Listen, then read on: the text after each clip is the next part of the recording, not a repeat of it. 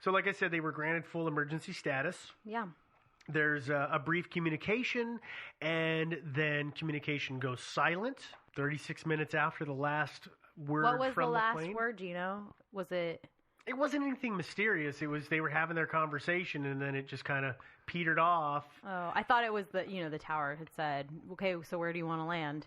No, they confirmed where they wanted to land. Oh, they did? I remember that Okay. they confirmed which runway they wanted. Okay. And then after that, it just kind of dropped. And it didn't, when I read the transcript, it didn't seem as if it cut off in the middle of anything.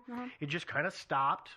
So you Got a just went- fire on board. Yeah, you're going to go deal with that. I'm going to probably. go deal with this other thing that's going Yeah, on. BRB, Yeah. I'm going to go deal with this thing. I'll be back. Well, you read these things. They have the timestamps. I've read other transcripts of these things, and it's not like they're constantly talking. There are long pauses while they're going about doing things like flying the plane, going to the bathroom, What? getting a fresh beer, and so yeah, that wasn't they weren't chopped off. But No. there was an interesting thing that the pilot said though, which was close the bloody door. And that was That was because somebody came into the cockpit. I that's what I was assuming. At first, I thought, well, is he talking about the door between the passenger compartment and the hold? And then I realized, no, that's way far back. It can't possibly be that. So it's not an expression of alarm about the raging inferno. No, I would think it would. I mean, correct me if I'm wrong, but it's my impression that the passenger compartment and the pilot area, cockpit is the word I'm looking for, that they're totally set. Once you close and secure that door, it's like totally separate, isn't it? Like the air systems, everything. No, not at the time. It wasn't an airtight, super confined. But it was pretty airtight, right? I mean, it had a seal around it. It may not have been totally airtight, but it wasn't like a door with big gaps around it. Oxygen and gases would come into the cockpit still, so it wasn't completely sealed off. But it would mostly probably it was help. to stop the smoke. Yeah, I'm pretty sure from coming in. Open the door, bunch of black smoke rolls in. Shut the freaking door. I can't see. That probably That's was what it. I was But gonna. I think the one difference between the main passenger compartment and the cockpit is that you've got your little oxygen mask, the one that drops down overhead, which is good for about 12 minutes, and then those guys have the full-on apparatus, so they can go for long periods of time, which is important. Obviously they should have the better one. Oh Yeah. yeah, I think so. Yeah, no, they don't need the one where you got to straighten the tube that you see the steward or stewardess doing. Yeah. No, they need something much better. So back to our story here, though. It's 36 minutes after their last contact. The tower alerts, the world.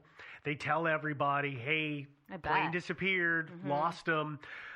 Every country that had ships or aircraft in the area, go looking. But, of course, they're looking 65 miles not off. 140. Right, so it takes 12 hours before the first bits of debris are found.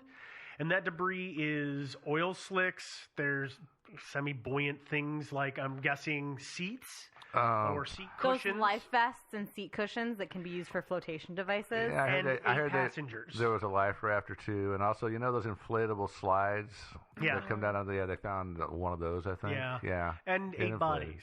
And 8 bodies, yeah. And as soon as they found the bodies and they examined them, based on the extent of damage that was done to the bodies, they knew that the plane had gone down and it was catastrophic and all hands were lost. Well, I mean, wasn't it apparent even before then? I'm sure that it was, but you know how these things go. This is our final. We can't hold out hope anymore. We know. Yeah, but it's also weird, right? Because if you find the security, oh my God. Cockpit? No, the flotation ramp things. Yeah. Oh, if you find those out, right, you can maybe think, well, maybe some people survived and deployed that, or maybe it was so catastrophic that it tumbled, bounced out or whatever, or just automatically the slides, for example, automatically deployed. But so that would be the question, right? Is like based on examining the bodies, you could say, no. These guys look a little beat up. These guys everybody died on impact. Versus I'm guessing the extent of damage made it quite obvious. That would be my guess. Yes, yeah. I would but agree with that'd be why there would be a question, right? Is that it could be. Yeah. I don't know. Now, of course, with any accident of this magnitude, there is a huge formal investigation. Takes a while because, of course, first order of business is to find the wreckage. They eventually do in 1988. That wreckage is found to be 5,000 meters down, or 16,000 feet. Yeah, kind of far down there. That's really far. Deeper than the Titanic. Gosh. Yeah. Yeah, way down there. And the only way they got there was with a ROV, the little remote operated vehicles, little submersibles. That's the only way they could get to it. Was it Peter Jackson? George Lucas, which is the one? We're talking about The guy who did Titanic? No, but it doesn't matter. Okay. James Cameron did the Titanic. Yeah, the one of the other three. Yes. Yeah. So they and this is an object of contention because I have read in incredible sources that there were 2 debris fields instead of 3. Yeah, I have. Because I've read 3 most places that I've read about it. Yeah, and I've read in other places that there were only 2 debris fields. Yeah. Well, what we're talking about here for everybody who hasn't done the reading on it is the debris fields are where most of the stuff from the plane settles on the bottom. And there were debris fields, whether it's 2 or 3, and they were anywhere from 1.5 to 2.5 kilometers apart. Is that atypical as far as we know? I mean, things that hit the water at great speed tend to break up. Yeah. And then those individual chunks tend to separate and drift away from each other. But not so much because tides and stuff, right? I mean, well, there's currents and whatnot. I mean, 2,000, 1,000 meters, that's not actually all that far when you think about how far it had to sink. Yeah, for sure. Yeah, oh no, for sure. And I just wasn't sure if it was like atypical that it would be, 3 or 2 or what, if that mattered, if that number mattered, or we were just I don't think it fun. Really. Okay. I don't think it was. Bringing it up for fun. Got it. Nope. I don't think there was any significance to it. Okay. I mean, some people believe that it might have meant that the plane broke up in midair before it hit, but it's maybe. Yeah, I could see how you would take it that way. It doesn't necessarily mean that that's what happened. No, because I'm sorry, if you think about an airplane coming down at an angle and tumbling when it hits the water, that thing's going to fly into a bunch of big chunks. Yeah, and also, it's going to get spread out because some things weigh a lot more than other things. Some things, the fuselage is going to sink faster. Is going to stop faster than, say, broken off wings. Yeah. It took a while, but as we had talked about, eventually they did get the cockpit voice recorder that was found, though the flight data recorders were never found. And if anybody's interested on how flight data recorders work, Stuff You Should Know did a great episode on it, and it took them an hour to explain it all, so we're not going to go into this. The thing about the data recorders is why haven't they invented a self-ejecting one that senses a crash is about to occur and just pops itself out of the plane? Because it's always such an ordeal to find that thing. I just don't know why they don't make them more floaty. Yeah, they should they should be floaty. Is that a technical term? It is the technical term, yeah. Okay, more floaty. Yeah. I learned that on the cruise ship. Everybody can take a drink. Just trying to get drinks in for our drinking friends. Oh. I'm pretty sure that's one on the drinking game. Yeah, no doubt. I think just like tape them to the outside of the plane so they come off in the crash and they float up to the surface. Yeah. I'm saying. Yeah. Just floaty. change the duct tape every 3 flights or whatever. Exactly. That makes sense. Yeah, with when you're examining all of the oxygen things.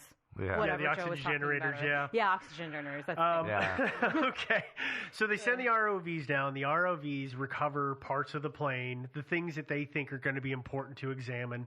They can't get it all because the seas, A, it's so far down, and B, the seas just are not cooperating. Yeah. So they took what they could. They took all the debris back to South Africa, where the official investigation started. Sorry, I might have missed it because I was busy reading ahead or something. Did we say what ocean and where they were found eventually? Well, no, we said it where they what they it was actually 145 miles or so away. So that's from where they actually Mauritius. were, and that's where they were found. Yes, which ocean is that? That's the Indian Ocean. Okay, so it's actually the debris was found right about where everybody thinks MH370 is. Right in that neighborhood. In that little triangle. Yeah. Of course. Yeah. Okay. Of course. That's helpful, actually. Yeah. I was just sorry. No, that totally makes sense. Yeah. Where was it? So the official investigation. It starts. What they find is that something had caught fire in the cargo area on that main deck. Specifically, the above cargo area. On the main deck where passenger seating would be. Okay. Yes, not the baggage In the hold. combined area. Yes. Got it. The combi area of the plane. The combi, if you will. They find that it's on the right front pallet, which is referred to as PR, which I'm going to guess means pallet right. Yeah, so the right pallet closest to... Okay, so if you're sitting on the plane, or let's say you're at the back of the plane and you're looking forward to the cockpit. Yes. On your right-hand side, there's going to be 3 pallets, and on your left-hand side, there's going to be 3 pallets because they were in 2 rows. The very farthest one forward, so 1, 2, 3, aft?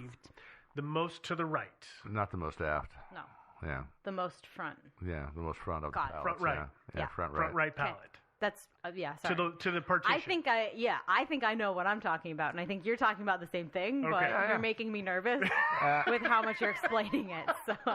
So if I'm the last row on the right side, it's directly behind me. Yes. Okay. In passenger seating, it would Got be it. behind the galley wall on the right-hand side. Yes. Through probably a bathroom and on galley. fire. Yep. Yeah. But on fire. Got it. Yeah. Okay. No. So that's where it was. Okay. That's where they said they figured out a fire was at. Yeah, because they looked at the piece of the fuselage that came from there, and there was like evidence of intense heat there, right? So Yes. that would have been the fuselage above PR. Mm-hmm. All right. And so what nobody's sure of though is where the fire was. I mean, it could have been PR, the pallet that was sitting in that location was on fire and burning, or was it something up high that was burning? Like they never really knew what was causing it. All they could tell is that it did a ton of damage. And they also could tell, this is a question, that it wasn't something that was of lower flammability somewhere else that caught on to something on that pallet that was of higher volatility. We don't know if the fire jumped from one place to another and then scorched the ceiling. But that was where the most intense That's where the fire that Okay. they could tell based on the metal. It burned hot enough that it pitted the metal and there was slag thrown around. Yeah, that's pretty hot.